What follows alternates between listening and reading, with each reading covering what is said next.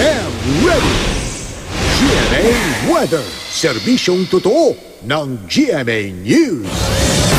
Mga kapuso, idineklara na ng pag-asa na panahon na ng tagilid simula ngayong araw. Pero sa kabila nito, asahan pa rin ang pulupulong mahinang ulan sa malaking bahagi ng bansa bukas dahil lumakas na bukas ang easterlies na nakakaapekto ngayon dito sa silangang bahagi ng bansa. At dahil nga sa paglakas ito, nagdeklara na ang pag-asa na simula na ng taginit.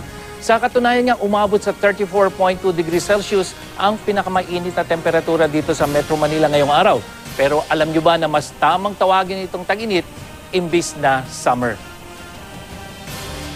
Mga kapuso, alam nyo bang wala talagang summer sa Pilipinas?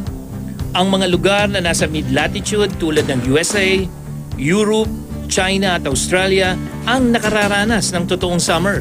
Ang summer ay isang English word na kasama sa 4 seasons na fall o taglagas, winter o taglamig, at spring o tagsibol. Pero ang Pilipinas at iba pang tropical countries, dalawa lang ang seasons. Ang wet season o tagulan at dry season o tag-init o tag-araw. Kaya kung nasa Pilipinas ka, mas tamang sabihin na nagsimula na ang dry season o tag-init. Masasabing tag-init na kapag humina na ang malamig na hanging amihan at napalitan na ito ng easterlies o yung hangin na nanggagaling sa silangan. Mainit ang hanging dala ng easterlies, kaya nagiging tuyo ang panahon kapag may easterlies.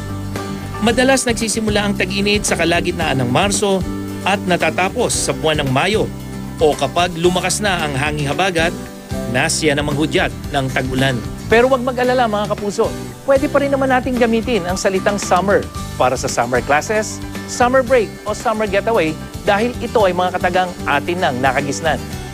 Ako po si Nathaniel Cruz, magplano para sigurado. I am ready. Serbisyong totoo ng GMA News.